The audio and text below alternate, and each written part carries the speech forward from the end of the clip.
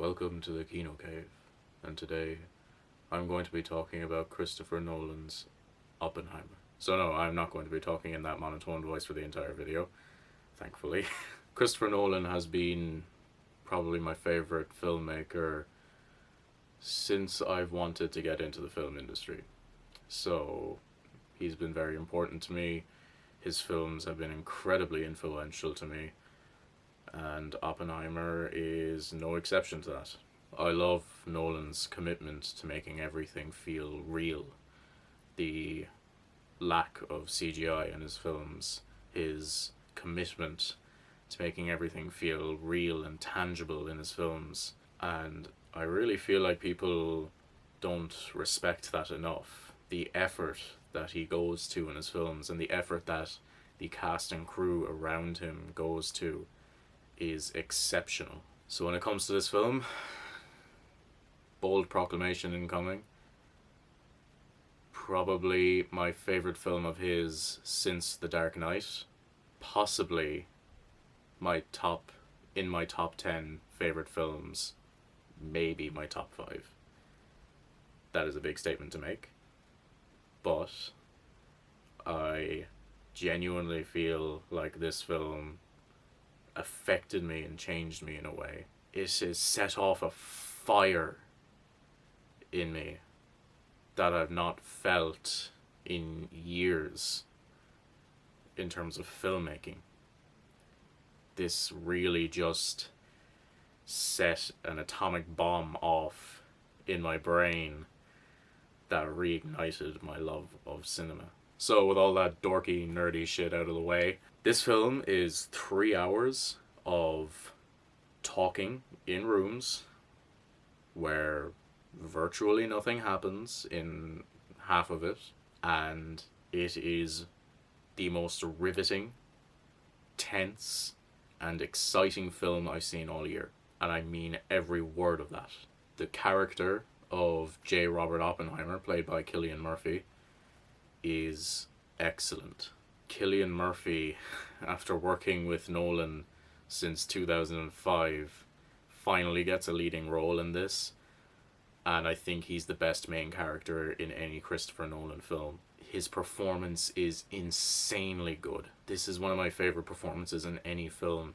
Cillian Murphy just plays this character so well. He disappeared into this character, into this person.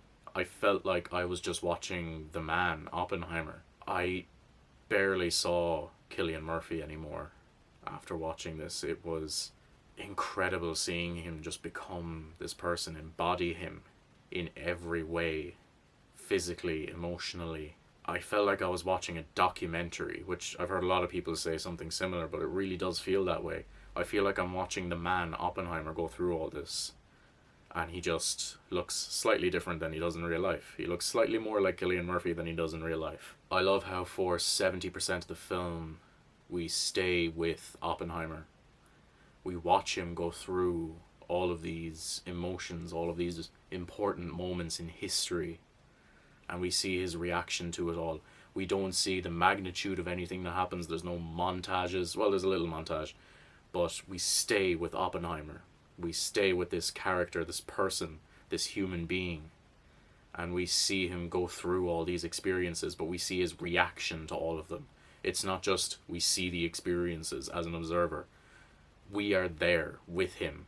We are feeling what he's feeling, the stress, the anxiety, the emotional moments, the triumphs, the hopes, the dreams, the feelings of optimism, and then the feelings of sadness and depression crashing down. The other major players in this film are excellent.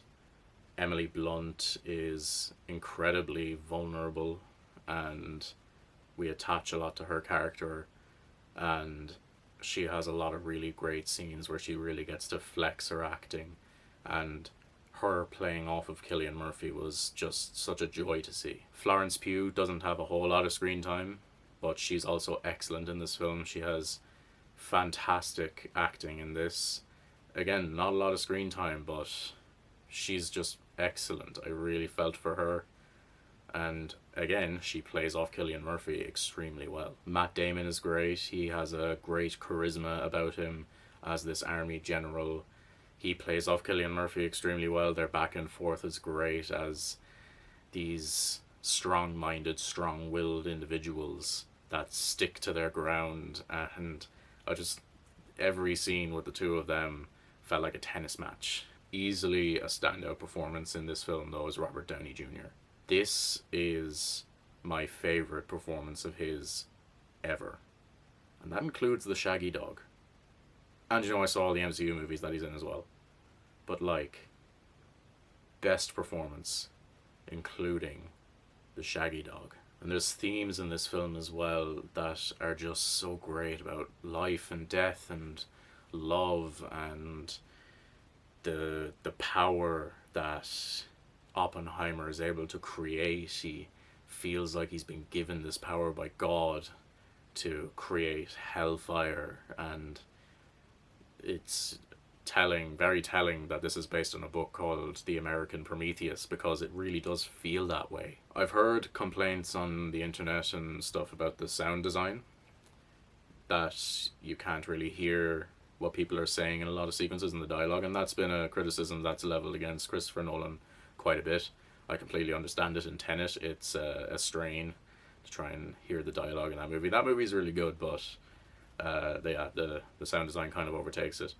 But in every other film, I've never really had a problem with it. I've always been able to hear the dialogue reasonably well. Yeah, the sound effects and the music overpowers it sometimes, but I've always been able to hear it, and I genuinely don't get that criticism in Oppenheimer.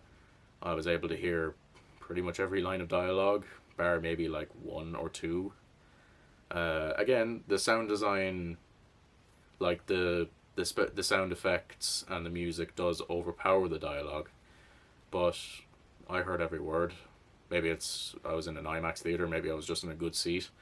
I'll see again when I get it on Blu-ray or 4K, but after seeing it once in the theater, never had an issue with the sound design. Technically, this is one of the best, no, fuck it, it is the best film I've seen in the theater. The effects, the practical effects, especially towards the beginning when you see what Cillian Murphy sees. There are sequences in this film that I just cannot believe that they were done without CGI. This is what you can do when you don't use CGI, when you don't settle for VFX like this.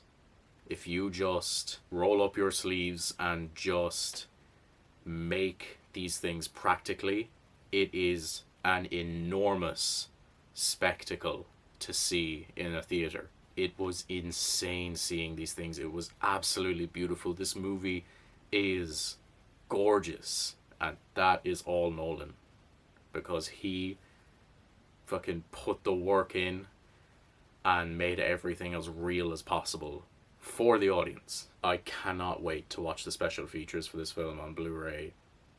It's going to be spectacular to see how they made some of these sequences, because some of them are genuinely unbelievable. I've also seen criticisms leveled against Nolan's writing in previous films.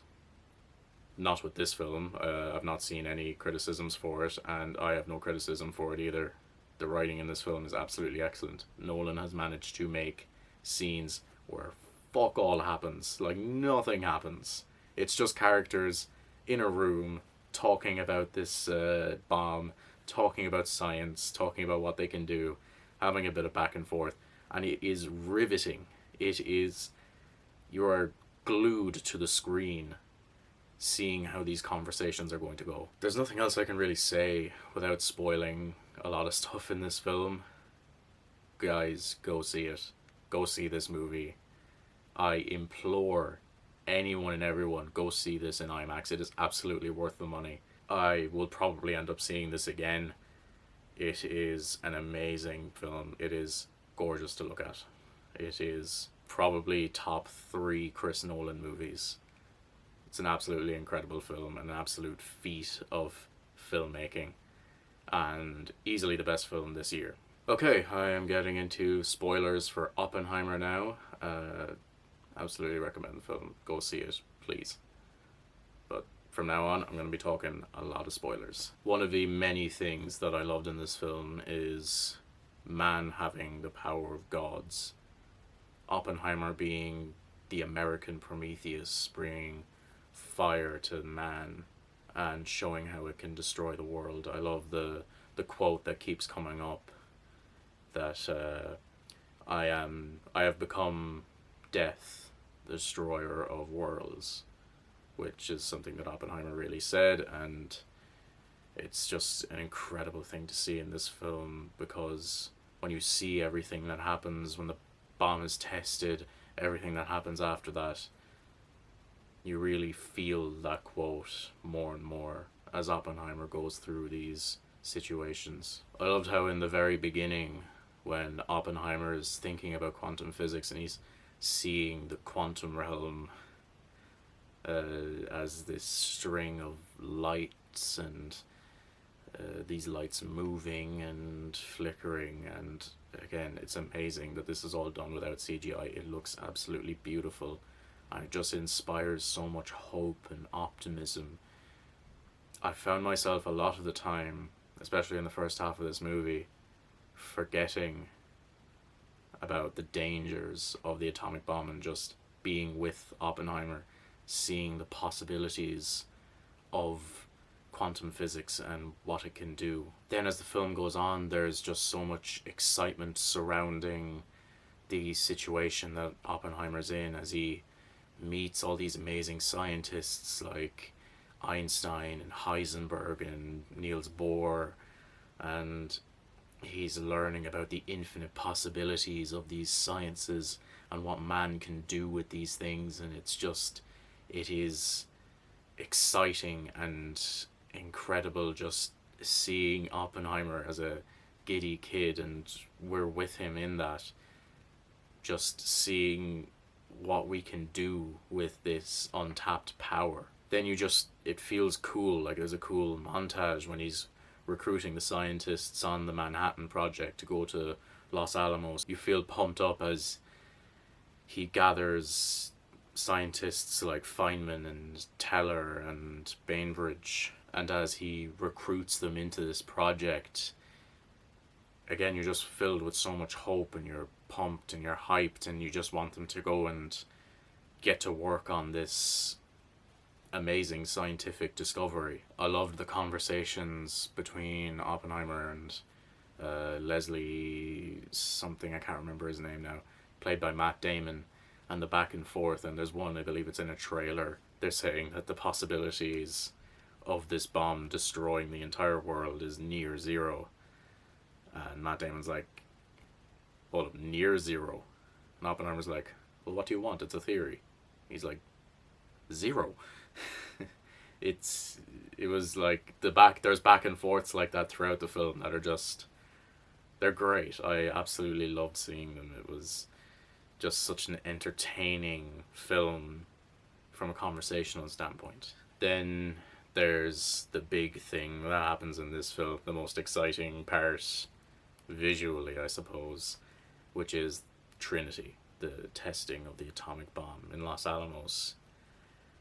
It was incredible seeing and hearing it in IMAX. Just seeing this flash of light, and then just the infinite clouds of fire and smoke. It blew my mind. And then you get that sound, the bang, it vibrated the entire theater. It was so loud, it blew my eardrums out, but in a great way, in a really good way. There was this just shockwave sent through the theater. I could feel it in my body. It was just incredible to see. It's probably as close as we could get to witnessing an actual atomic bomb explosion without just dying. I honestly have no other words to describe the majesty and the beauty of seeing the Trinity test on screen. There's no great way to describe it because you just have to see it. I was absolutely blown away. It is the greatest film effect I've seen in a theater possibly the greatest film effect I've seen ever. But then, after all the excitement, all the hope, and the triumph of this scientific breakthrough, you hear about Hiroshima and Nagasaki, and you're just brought right down to earth with Oppenheimer. And you realize and you remember that this amazing discovery, this incredible scientific breakthrough, was primarily used to kill 110,000 people. And you're shattered right back down to earth. You feel the magnitude of that with Oppenheimer. He begins to freak out. He's putting on a brave face for everyone, and everyone's cheering him on, but in his head, he feels incredibly guilty and incredibly shocked that this has happened. And it's just an immediate heel turn. He realizes that this was not a good thing, that this, if anything, was 3 years wasted on something that could prove to be the end of the world. We see Oppenheimer's regret and his shock and horror at what he's witnessed and what he's contributed to, and he feels imminently responsible for what he's done and the lives that he's taken. And we feel that as well with Oppenheimer, and that's all due to Christopher Nolan's incredible filmmaking.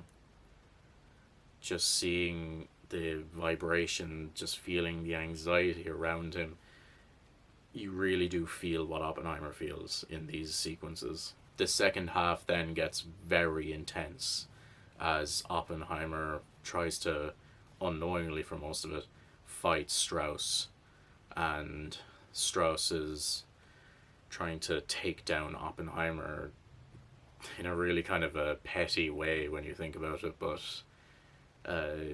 you see Oppenheimer try to fight to defend himself, to defend his choices in life, and it just gets more and more anxious, and you become more and more filled with just frustration for him, because you know that he never really intended to destroy. He wanted to create, he wanted to contribute to science.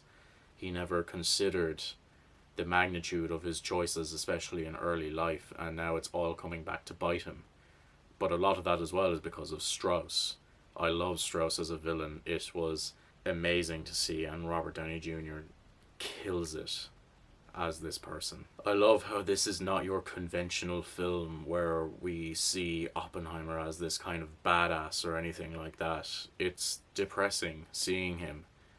You realize that he's done something horrible, and he realizes that he's done something horrible. You feel bad for him, and you feel just as bad as he does as he comes to terms with what he's done. And you see the depression of just the world turning its back on him and stabbing him in the back, despite the fact they're, the government and America at the time is probably as responsible as he is for what happened, but all the blame is put on him by these people, and in a way by himself as well. He realizes that there is no winning, which is very sad, but that is just the reality of what happened. We see how he has to face his ego earlier on getting the better of him, and seeing how he gets punished for having this ego in early life. And again, we feel horrible for him, and you really connect to him in those sequences. I love how complex Oppenheimer is in this film. He's an incredibly complicated individual in real life and in this film, and you just attach to him so much, and you see the good and bad in him and in the other characters in the film surrounding him. You see how he feels, and you feel what he feels in each of these scenes. And it's just, this film is just such a roller coaster ride of emotions and feelings and complexities. I was just left thinking about this film so much afterwards, and still, this is the following day after seeing this movie, and I'm still thinking about it and just thinking about everything that was in it, and I just feel the need to just watch it again and see things that I didn't see before, and that's the feeling I get with a lot of Christopher Nolan movies, but especially so now, I think. A kind of a final note on what happens in this film. I loved the ending. I think Christopher Nolan really knows what's important in films, and I think it's two things that are very important in structuring a film is that you need a great beginning and you need a great ending. And Nolan excels at that, in my opinion. And I loved the ending to this because we're spending a lot of the movie thinking, what did he say to Einstein that made him react in the way that he did when he was walking away from Oppenheimer and meeting Strauss, and he wouldn't even meet Strauss's eyes. And then, of course, we get that at the very end, which you kind of predict that you're going to get that information. But I had no idea what he was really going to say that would affect Einstein like that. And I love that it's... I'm going to misquote it, but it's something along the lines of, you said we would create a weapon that would destroy the world, and I believe we did. And then the film just ends, and it's just, what a way to end a film. You don't get shit like this anymore, especially in Hollywood. The fact that a Hollywood blockbuster movie in 2023 was able to end in that way is insane to me. I can't say any more on it. It's just an incredible, incredible film. What a masterpiece. This may well be Christopher Nolan's magnum opus. Again, this is all my opinion, of course, but I can only tell you how this movie made me feel. And this is what I felt. This is one of my favorite films ever made, I think. Really, it is. It gave me a feeling that very few films have done, only a handful have done, and even less so have done in the theaters. I'm so happy I went to see this in cinema day one. I'm so happy I watched Barbie first, because I would not have been able to focus on Barbie having seen Oppenheimer before then. And I feel a great urge to see this film again. What an incredible experience, really. If you've not seen this film and have watched this video till the end, go see it. If you've seen the film and are watching this video, go see it again, because we need more movies like this. So, those are my thoughts on Christopher Nolan's Oppenheimer. Please like the video if you liked it, it really helps me out. Comment on what you thought of the film. Comment if you think I'm a jackass for loving it so much. I know you want to. And subscribe to see more reviews. But I won't be wearing a tie in those reviews. It vibrated, the entire thing was a shockwave sent up through me. I could feel it in my balls. Oh my god, I love this movie.